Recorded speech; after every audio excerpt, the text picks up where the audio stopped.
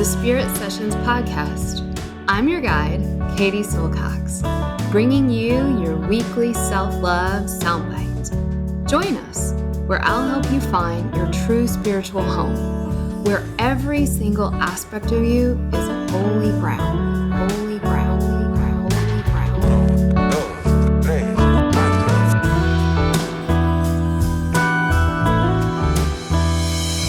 This is a Spirit Session podcast with Katie Silcox. Venga chicos, empezamos.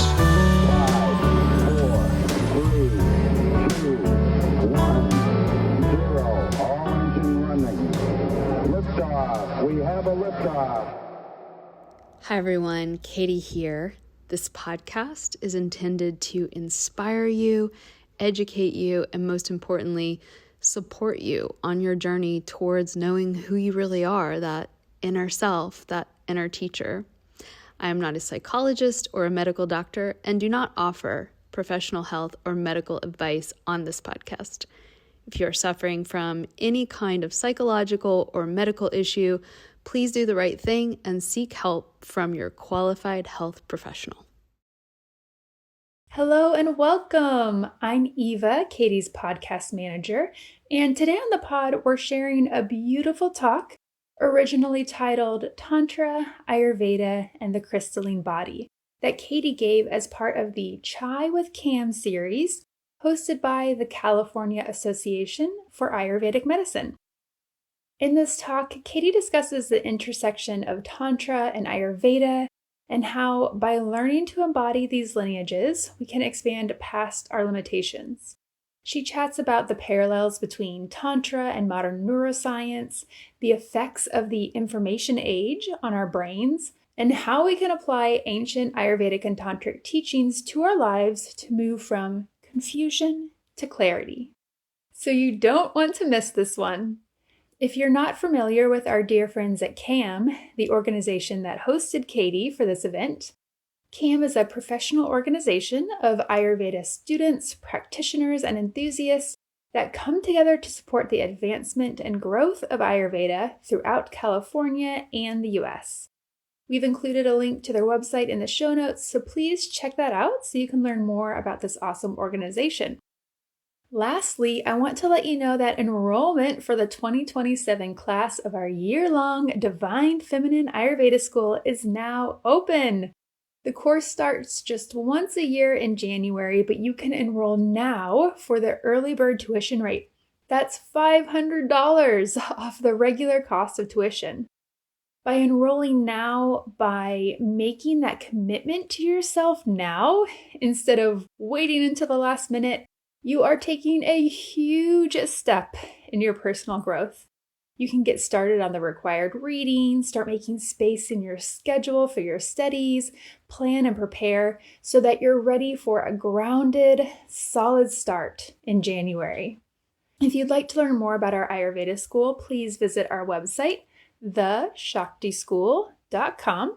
I've included that link in the show notes, and a link to a fun, free mini course that we'd love to give to you about women's wisdom and Ayurveda. So be sure to check that out too.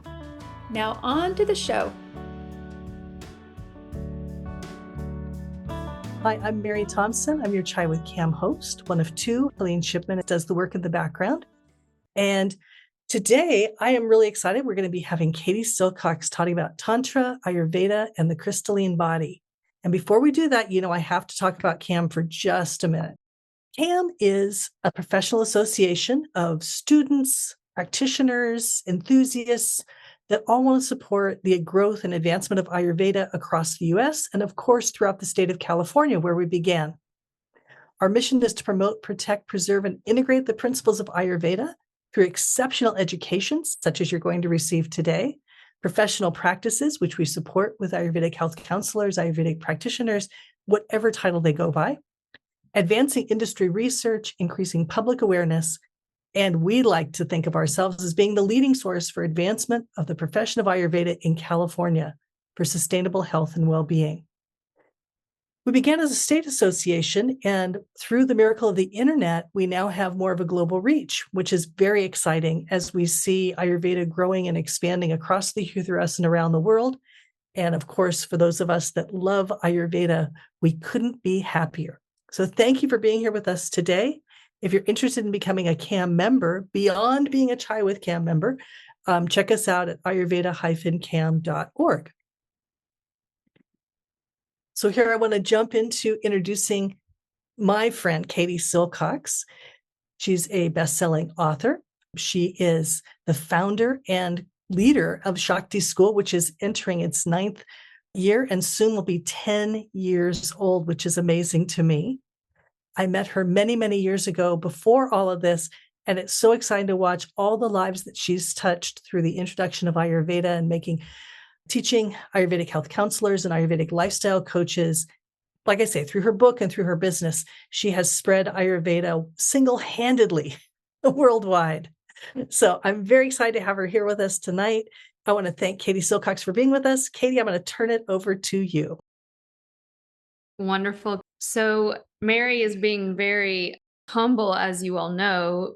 What she didn't mention is that Mary, I consider one of my root teachers and really one of my favorite Ayurveda educators on the planet. And so I feel very humbled and fortunate to be a part of your lineage, Mary, and love being a part of CAM. I was recently actually in California with you all live. And so that was so fun to be able to be with many of you in real life, which is amazing these days. So today we're going to be talking about something that I think there's a lot of misunderstanding around, this idea of the word Tantra, which many people, maybe not within this room per se, but outside in the world, misinterpret this word to mean something that has to do solely with sex. When you hear the word Tantra, it's often associated with mind-blowing sex that lasts for days and days and days. And that's really unfortunate because, as most of you know, Tantra is a huge part of the Ayurvedic pharmacopoeia for thousands and thousands of years. And Ayurveda and Tantra have always ridden alongside one another throughout history. And so I was a student of Tantra within the Sri Vidya lineage for over a decade. And now I'm continuing in the Crystalline Body method. I've liberated myself from many of the formal lineages, but still very much a student of this philosophy and these practices. And today I want to talk about the intersection between Tantra and Ayurveda and really how we can apply this to our relationship with ourselves. And more importantly, or at least as importantly, with other people. And our relationships with those who we often have the most intimate of relationships with.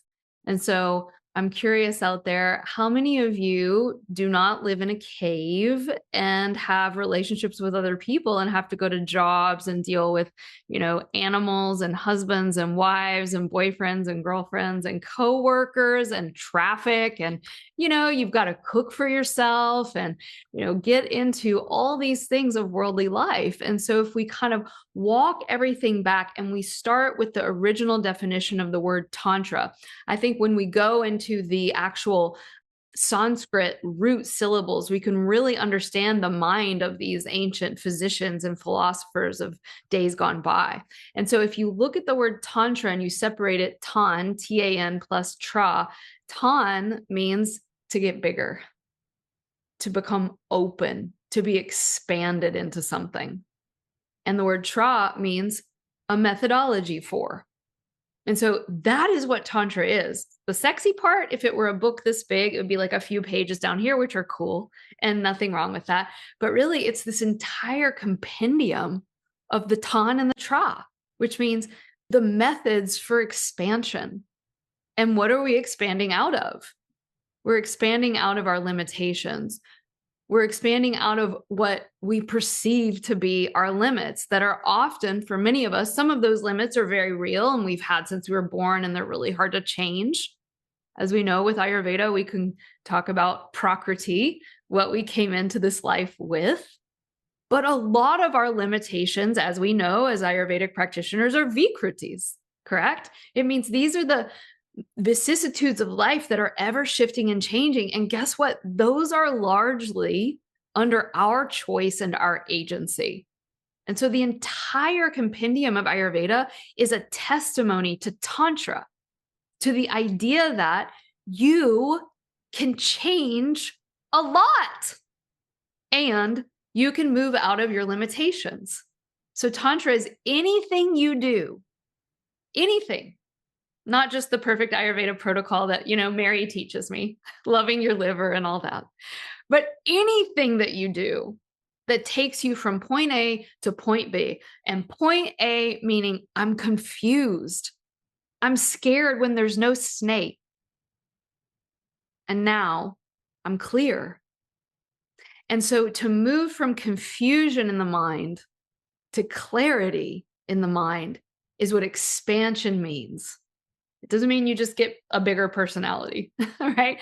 In fact, often as we become more open and more open-hearted and more expanded, what we actually become is a little more quiet. And you could be loud when you want to. And so today we're going to talk about Tantra and this idea of a crystalline body. What does that mean?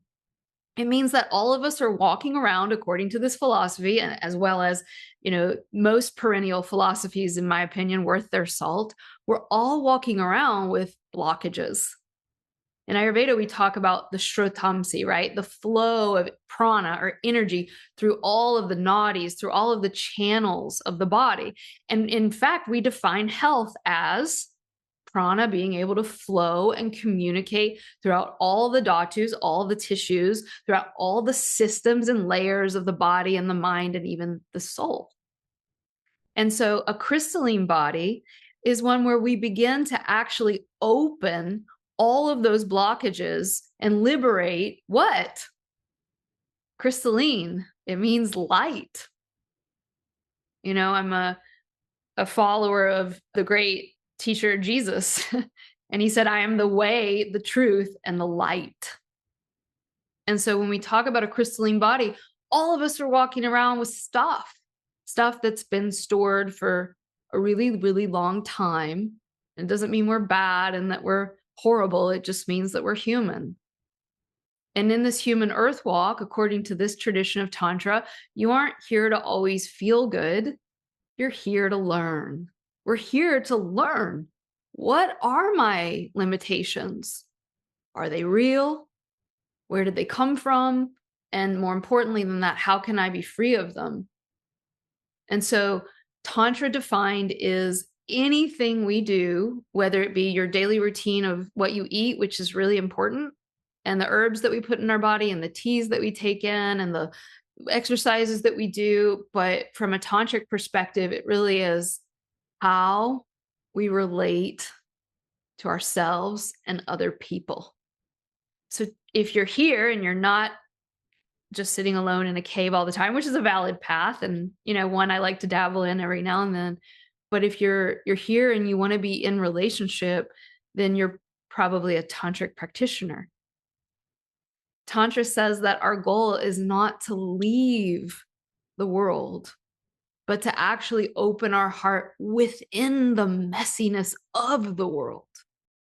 And so one of the things I'm really passionate about and personally working on a ton is how old am I and how old was I? Almost 20 years I've been studying these disciplines, and I spent a lot of that time very much on that like solitary yogini path. And I got really good at kind of controlling my environment, waking up at a certain time, doing a certain number of mantras every day, cooking the perfect khichdi, really living this kind of yogic lifestyle in a very isolated way. And I think through the grace of God, I, have been brought into so many relationships. And in fact, there's an old story in the Tantric tradition where you work for many, many, many lifetimes alone. You are that yogi on the mountaintop, right? Meditating alone in the cave. And maybe you have a master teacher and he teaches you these great things. And you spend a lot of time alone. And indeed, being alone is really important because when we're alone with ourselves, we actually have to be with ourselves, right? And so it's like this amazing discipline to just be able to sit and be still with ourselves. But as the yogi practices for many, many lifetimes, right? He goes to the master and says, when am I going to get enlightened? I'm ready. Like, what do I do now? And he's like, oh yeah, okay, I think you're ready. So after these, hundreds of lifetimes where you've been a yogi meditating alone in a cave, Now you're ready for the really advanced practices. I want you to go down into the city and get yourself a wife. And maybe a dog and a cat and a cow and, a mouse. Why not? Right. My teacher actually has, by the way, side note, my teacher has a rescue mouse. So it could be a mouse as well. And he's like, what? Like, go get a wife? Like, are you kidding me? And he's like, yeah. And if you really want to do the advanced practice, I don't want you ever to be further than 100 feet from her. And so, for me, this really is where one of the core principles of Tantra comes into play. And that is this, and it really resonates with me, and I hope with you. And it is the microcosm mirrors the macrocosm. What does that mean in regular life? It means that the relationship that we have with our own body mirrors and becomes a template for the relationships that we have and create with the people we love the most. And so if we take that on, like really humbling, right? What relationship template do I have with my own body? And when I say body, it's absolutely your physicality. How do we talk to our body? How do we relate to it? I know for me, every day it's a new adventure, right? In learning true self-compassion. But that mirror isn't just our physical body. How do we relate to our emotions? How do we relate to our energy?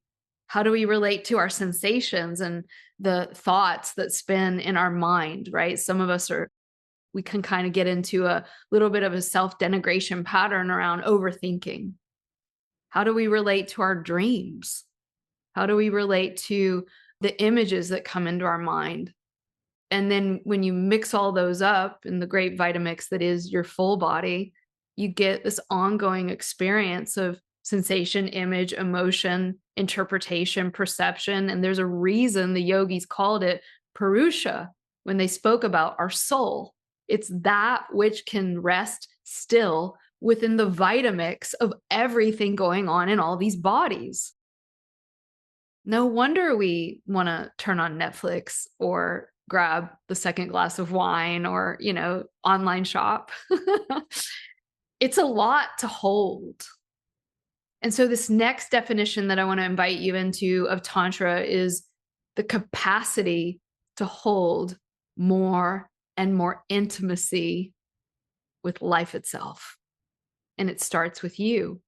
Every relationship that we have is mirrored in the body. And it isn't just this 5,000-year-old or more tradition that speaks of this. It's modern neuroscience. The way that we perceive reality is through the gateway of our own sensory perceptions. The way that we perceive reality, according to neuroscience, is through a vast storehouse of our own past experiences. What Charlotte might feel as fear, Maria Gabriela might experience as excitement. And what I might experience as sadness, someone else here might experience as shame. And so we're all kind of layered in these experiences that then we overlay with another thing called meaning making. Oh, I'm feeling this. This is what it is. And this is what it means. And each of us have, and we could go deeper into this, and I hope you'll maybe, if you're interested in this topic, study with me in a more lengthy way, but we all have at least 7 gateways of perception that you all know as the chakras. And each one of us stores in these beautiful energetic storehouses within our body, at least, according to this tradition, 7, but in others it's 9 or 11 or 3, at least in this tradition, 7 different perceptual patterns that are informed by everything that you experienced in the past that did not get fully digested in the moment. And then Ayurveda, we call that chitta. And guess what else you store there? All your energy. And we call it prana. Guess what else we store there? Your physicality, your body, right? We call it tattva. And you have all the tattva wound up into all the prana, wound up, if I had a third hand, it would go here, into all the stories that didn't get fully grokked. And guess what? Here's the bummer. Mother Nature she is not joking around, right? And she's like, hey, I've got a great idea. My goal is to keep these people alive and these animals alive. And so I'm going to let them store the memories that are the most intense and often the most negative or threatening so that they can survive. And so our brains are still kind of reptilian in that way. Our nervous system quite often stores things that are either repeated a lot and or really intense and often intensely negative. And so all of us in the room today, and guess what? Our ancient foremothers of Ayurveda and forefathers of Ayurveda also did this. We tend to remember the bad stuff. And then we tell ourselves these unconscious or conscious stories about them that I must keep this. I must keep it. And I must stuff it into, as my dear friend Mary Thompson and great teacher to me said, you could be pissed off if your bladder stays infected for a while. We keep it. And all of us have a way in which we keep it in our bodies that's unique to us. And so neuroscience agrees with Ayurveda. The quality of our outer relationships with the people that we love the most in our life is often where these projections of the inner unresolved memories begin to play out as if on a movie screen. It's as if we choose people, especially if we marry them, that will help us reenact the very drama that longs to be digested. And if we are able to do that with love and bravery and open-heartedness, a miracle happens. And that is the Tantric crystalline body. The miracle is that the ancient yogis understood an incredible magical formula for digesting and dissolving and resolving the past in the body. Do you guys want to hear it? That formula is loving awareness plus attention. In the tradition, we call it the Shiva Shakti, the Purusha Prakriti, right? Nature of your energy has the capacity to dissolve and resolve. One of the contemplations that we do in Shakti school in our Ayurveda program is this idea of being in subtle warfare with our own body. Subtle or overt war. If I am at war with my own body, I will bring that war to my beloved. If I am in aggression or subtle or overt aggression with my own emotions, with my own mind, I will bring that aggression to my beloved. If I can't stay present with myself, if I am raging, I will not be able to stay present with you. If I've rejected my own emotions, I'm going to reject yours. And I'm sure we've all experienced this one. If I abandon myself, oftentimes I will attract or be attracted to those that will eventually abandon me. And it's not to say, there aren't people in the world that just do bad things and you're manifesting it, right? But it is to say that on this bigger tantric, philosophical, mystical level, we have the power to actually do only one thing in this life. And that is to take responsibility for our own experience. So what is the crystalline body? It's about becoming clear enough to love. It has been my experience that we never are perfectly healed. In fact, we're on this earth to walk the sacred mandala over and over and over again. And so if you're here and you're like, wow, I've done so much work on myself and, I still find myself kind of running up against these same patterns over and over again. My teacher describes it as a labyrinth, right? At first you're kind of on the outer rings and you begin to do this work of honesty and openness, and you begin to come more and more in towards the center. Radical self-honesty really has in the tradition a counterpart that without it, we really get into trouble. And so the counterpart to this self-awareness and radical self-honesty must be radical compassion, kindness, love, In fact, the ancient Ayurvedic teachings speak about this, pitta, right? The yogis that were only interested in truth became crispy. That's what the Tantric texts say. They become burnouts. How many of you here are so on fire for your self-transformation that you've ever burned out? I know I'm like classic pitta. Yeah.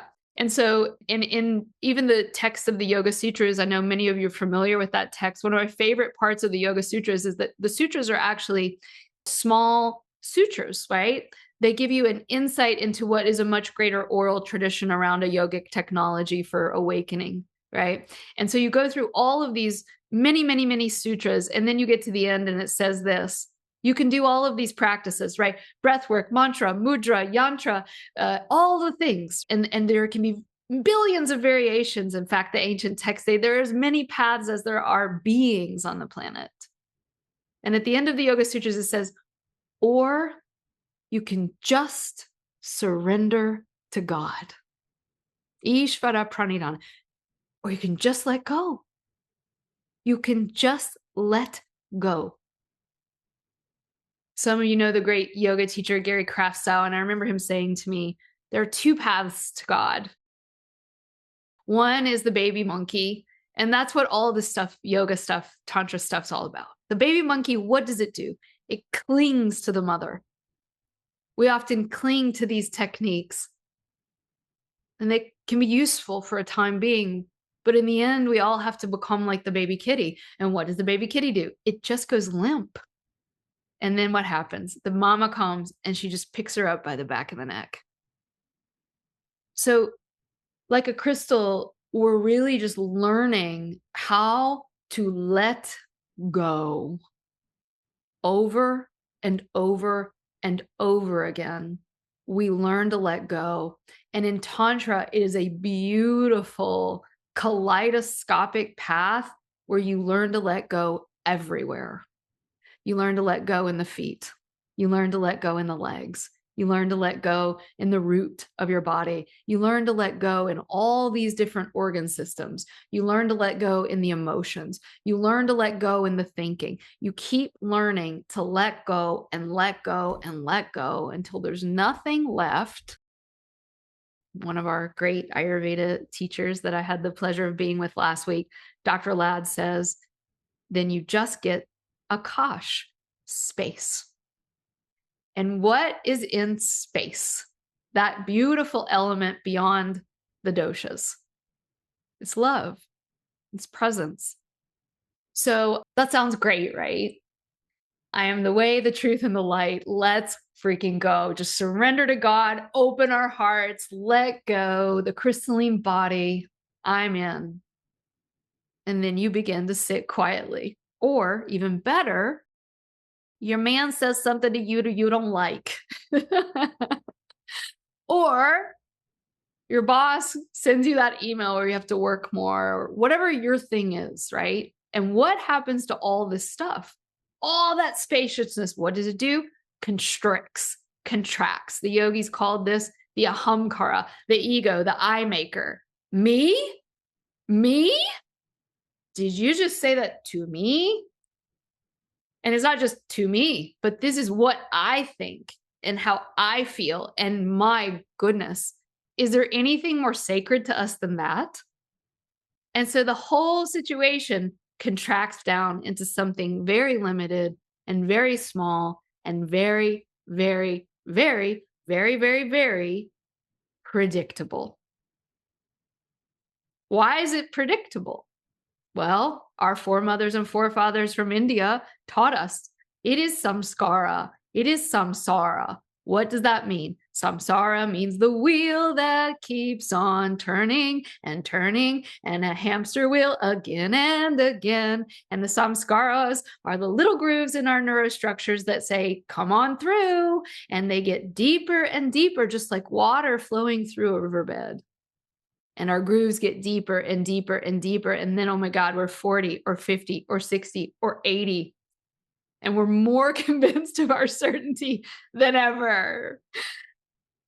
Or we're 40 or 50 or 60 or 80, and we are more free than ever. The ancient teachings say, as you age, you can either become hardened, crusty ghee, or you can melt. And so we'll talk a little bit about that in a moment. All of us are distorted in our consciousness through these adaptation mechanisms that we've all built up over a lifetime at least. And they're the things that in the past, we don't have to feel bad about it, right? We just have to bring them into the light. But there are adaptation mechanisms and the defense systems that we've built up that at one point in time, we built up so that we could survive. For many of us, survive who?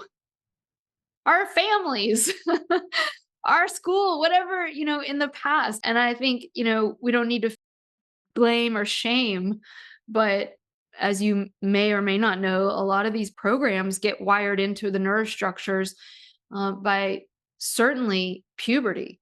They're hardwired. And so rather than thinking of Tantra and the crystalline body as something that we're pouring in or doing to ourselves, really this is a subtraction process.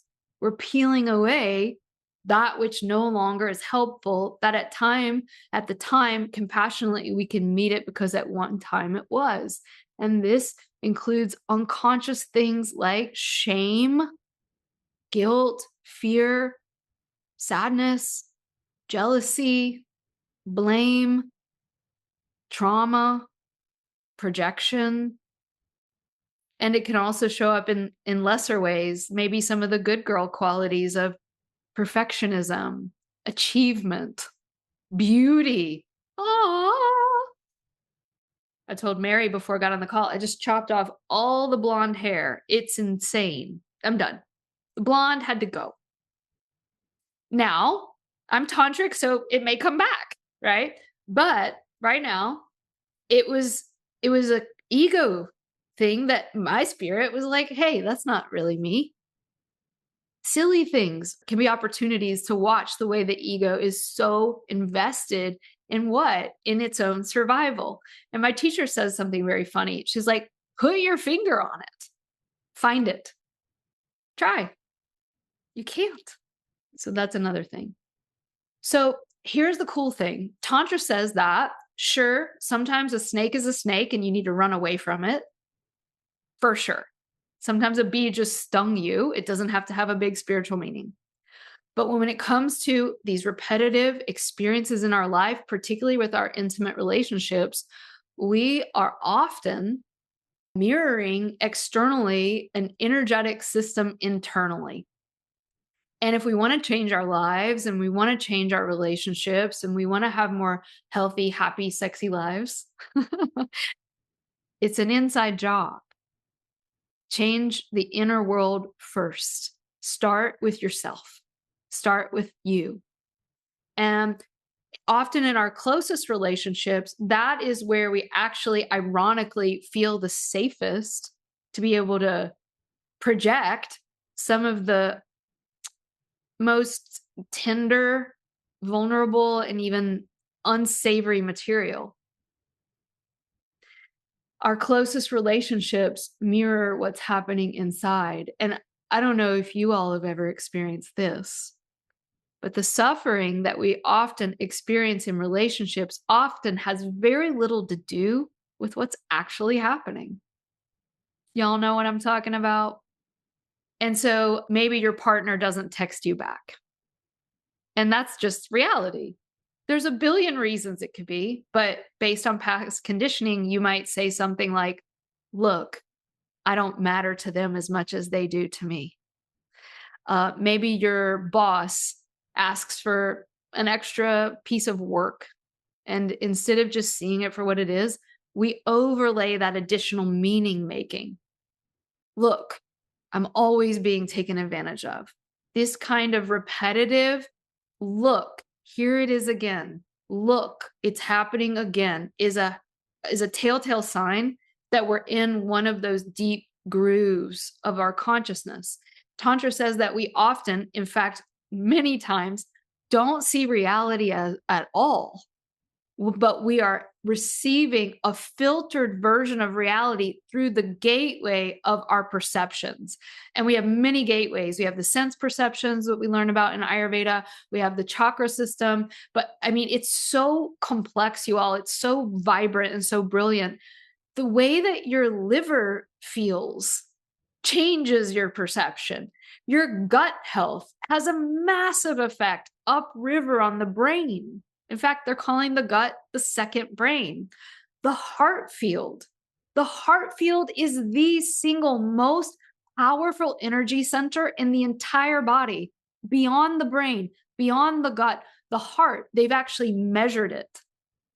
And they said that it can go out 40 feet in direction. In other words, your emotions penetrate 40 feet in all directions. By the way, horses and elephants are like 400 feet, dolphins as well, right? We're kind of less than them. So, but the point with all that is what we're vibrating and resonating and the energy and the meaning we give all that behind that is actually signaling out into the world. This is what I believe. This is what I expect. And this is what I actually feel I'm deserving of. So let's say for years and years and years, you've been walking around knowingly or unknowingly, and usually it's unknowing, with the heavy anchor on your heart. Over time, we begin to see the shoulders draw in. There's a covering and an armoring on the heart. That vibrancy isn't as robust as maybe when we were little girls and boys. Over time, that vibrancy and that resonant field begin to actually send messages to the outside world. I'm not worthy. And lo and behold, the outer world mirrors that back to us. So Tantra is often described as the magic mirror. The magic mirror. Again, I'm a half-baked bun in this oven. But what I can tell you is that I'm a darn good practitioner. And what I can assure you of is I've messed up thousands and thousands of times. And I keep coming back to my practice every single day. And what I find is it is as easy as Rumi says as turning my face. It's, am I in presence and love or not? When we do that, all of the chakras can open. And as the chakras open, we can begin to that dissolution practice of working with the emotional body, which is a huge part of our experience as human beings. That's how God made us. God made us emotional creatures, and he also made us thinking creatures. And so therefore, Tantra says, thou shalt not try to stop thinking. Because how has that gone for us? It's like asking a dog to stop barking. It's what they do. I mean, you can do it. My dog barks a lot. I recently bought an air horn. We'll see. So when we try to force, it's like taking an air horn to the mind. Sometimes it's helpful, right? To just stop. But in general, Tantra says that by actually opening to the whole thing and being able to see this is what the mind does. Same with the emotions. By actually opening to actually feeling them without getting caught in them, we can begin to allow there to be more akash, as we say in Ayurveda. And that allows all the organs to breathe. It allows all the prana to start to flow. It allows the ojas to start to plump up, and it allows the tejas to start to cultivate. I know many of you know those words, but maybe you don't. So you all, I'm sure, are familiar with the definition of health in Ayurveda, svastha. It is a synonym for the crystalline body. Svastha means sva, who you really are, not all your weird adaptations and conflicts and traumas and dramas and samskaras. Who we really actually are, already forgiven, already loved, already whole. Can you imagine if you knew that? I mean, I start crying. What? Already loved, already forgiven. Oh, I forgot this one, Mary. Already healed. Whole state, healed. Already done. Imagine if you knew that. That's what svastha means. It doesn't mean you don't get worldly colds and flus and diseases. It means you know who you are when you meet your maker. Because one day we're going to breathe out and not breathe in. And sta, the second part of that, the syllable, means to be firmly established in it. Wow. Not only did I have a taste of it, but I'm walking around as it. That's why Ayurveda is a practice of a lifetime, because we don't feel that way every day. We don't always experience that. And so Ayurveda says, here's how you can access that more. Do all this Ayurveda stuff and, study with Mary and do all the great things that Cam is teaching you, and come join Shakti school, and we're going to get it all done, and it's going to be crazy because, think about the Indian subcontinent is the home of the most complex, sublime thought and materia medica on the planet. It's unparalleled. I mean, if you want to just go down the biggest rabbit hole of yogic philosophy that exists on the planet, India did it. Okay. Complex. And then in those same texts, they say you can do all the Ayurveda, you can do all the Vedas, you can do all of it, or just give up and surrender your life to God. And so Ayurveda says, easier said than done. So they have some cool things we can do, like learn the doshas and learn what we're going to talk about today, which is these 3 subtle essences of who you are that aren't the depth truth of who you are, but help support you in who you are in svasta, in true health. And the first of those is called prana, this life-giving elixir that is the same piezo-wet electricity force that's keeping our heart beating and our blood pumping and us all alive, that energy behind breath, behind heartbeat, behind blood flow and all other flow in all the systems of the body. That healthy flow of energy helps us access svasta more. So that's why we exist as an Ayurveda school and Ayurvedic practitioners. We exist to help people feel more energy flow. That's our existence. And how do we do it? A billion different ways. First of all, help them go to the bathroom. When people go and have a great, I call it, poo-phoria. When you have a great healthy elimination, isn't it so much easier to surrender your life to God? Right? If you're constipated, it's not easy, right? So these things down here on earth really matter. And, that's one of the many, many hundreds of things that we can help people with: food, lifestyle, sleep, relationships, brahmacharya, the wise use of our energy. Just sleep, food, and the wise use of energy are the pillars of Ayurveda for a reason. That helps all the prana flow. And remember, the number one thing that disrupts the pranic flow is, there's several, but one is too much, too soon, too fast. And it's funny because that's also the way that trauma is defined. Prana is more than just our own energy. It's our connection to the earth and our connection to God, above and beneath. It is also our connection heart to heart.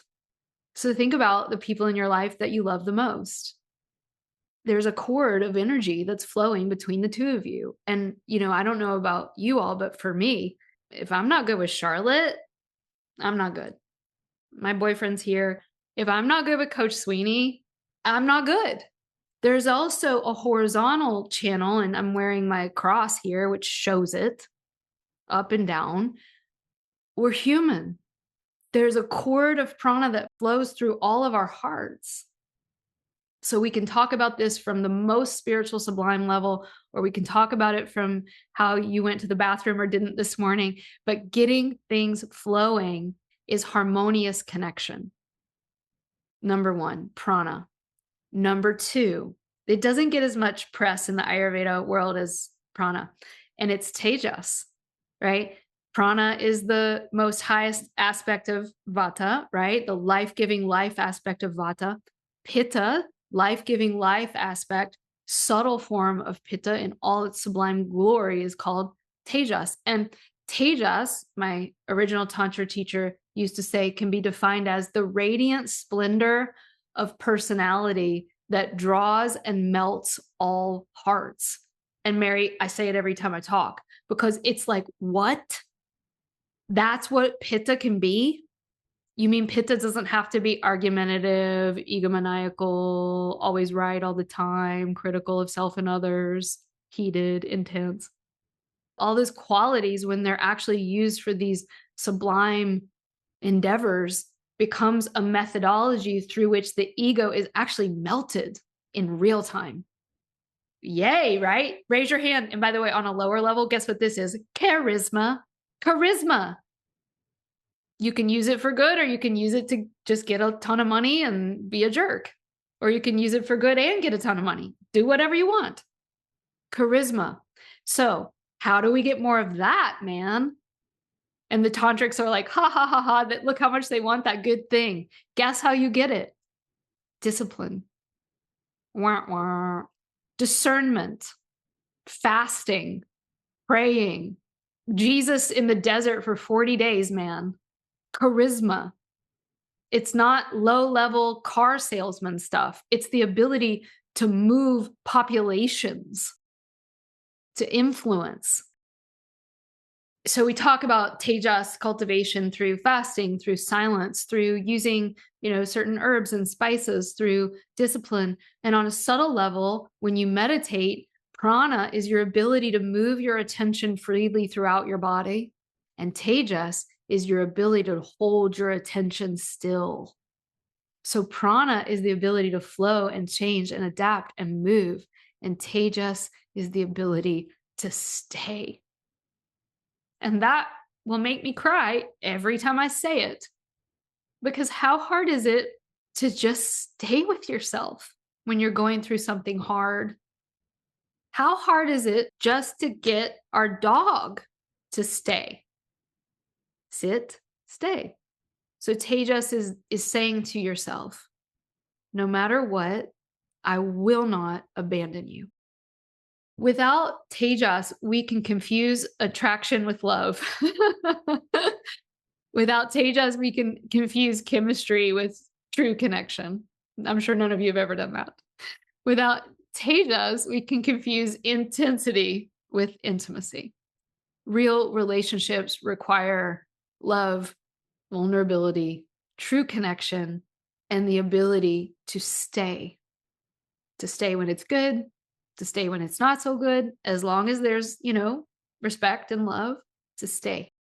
And then the last one, of course, as many of you know, is Ojas. And in Ayurveda, Ojas is the grandmother of all, right? This is our physical and psycho-spiritual and mental immunity, right? And I just want to say, there's a reason that the ancients spoke of this time on the planet as being Kali Yuga, right? We are living an absolute radical change, the extent to which our very, very, very recent ancestors, and some of you are here today, still alive, witnessed this information age taking over. What AI can do now is thousands of times faster of what it could do last year. The amount of information that just my grandmother and grandfather took in on a daily basis, I'm taking in 40,000 times more bits of information than my grandfather, who was a busy guy, by the way, and a very smart one, took in on a daily basis. So our ojas is all over the planet being depleted. Why? Because the Charakit Samhita teaches us the number one way to disturb the ojas is to have too many things disturbing the mind. And what is ojas? Ojas on a deeper level is juicy mama love and nurturance. It's a hug. It's the feeling of being hugged. Kapha, that life-giving, life-affirming aspect of kapha is a mother's embrace. How many of you feel like you need one of those? But not even just your earth mother, the perfect mama, the divine mama. And so trust, safety, love that is ojasic, meaning sustained over time, love that's enduring. The feeling, you all, it says this in the beautiful Sri Vidya, the Divine Mother is the feeling of never being abandoned. The Divine Father principle says, discipline, get your SHIT together and go do it. And I believe in you and I trust you. And here's the way to do it. And if you don't do it, there's going to be some consequences. That's what it's just true. When we mess up, there are consequences. That's the Divine Father. And the Divine Mother says, no matter what you do, I will always love you and never abandon you. And so in our meditation practice, we cultivate all three of these things. Prana, as I said, is this ability to flow the attention. Tejas is this ability to hold it. And Ojas is this egg of love that encompasses the entire endeavor. Without it, our radical truth-telling and our radical self-honesty and all the therapy in the world will lead to burnout. If we aren't coated in a layer of God's love and the love that we can feel. Mary, I could talk for a really long time. I know. I was just going to interrupt you. I really want to thank you so much. I took lots of notes. You say things so beautifully. And so it was just lovely. One thing that came to mind for me around the concept of the crystalline body was something I read a long time ago about dementia, which was, there was a woman doing research in dementia named Naomi Fiel. And she said in her research, it was emotions we hadn't processed. And so people were going back and reliving those moments where they had not fully processed the emotional experience. So the work you're doing is actually saving our brains. It's like, wow. Being present and not having those blockages that we're stuck on. That's amazing, Mary. I want to go geek out on that. Yeah. Okay. I'll send you the link. Her book is called Validation Breakthrough, but it really struck me that what you're talking about is clearing everything so we can be fully present. And that's really beautiful. I know also you're doing a course on this. Thanks, Mary. Well, actually, this was just meant to give you all really a taste of the way that we approach Ayurveda. We have one course that we do. It's called Ayurveda School. It runs for a full year and it can turn into a 2-year program. There are several of my students are here today. We are a woman-centered school. We have 3-hour lectures every single week live. We have teachers, I think the best ones from all over the world. But of course, the illustrious Mary T is one of our, if not our, senior teacher who teaches so much on women's health and coaching skills. And we start again in January. But if you're interested in it, you should join now because right now we have early bird pricing. It does go up $500. I will say we get a lot of Ayurvedic practitioners and health coaches in our school because it is such a different approach. It's very much what I call feminine form Ayurveda. All of the concepts that we learn, we really learn in and through not only our intellect, but through the physicality, through the soma, through the somatic experience of Ayurveda. And it's really wonderful. I think the community that you build with your students, full disclosure, I'm on the faculty. So that's, she's biased. You might have gotten that when I pointed at my picture, but it's, it's a terrific school. And I do think there's a lot of great Ayurvedic schools out there, but Katie has really got some magical stuff happening. And I like that. And Katie, I want to thank you on behalf of CAM. Thank you again for being here today for Chai with CAM. I appreciate your presence. Again, I remind you, we're a membership organization. If you'd like to become a CAM member, you can go to ayurveda-cam.org/membership.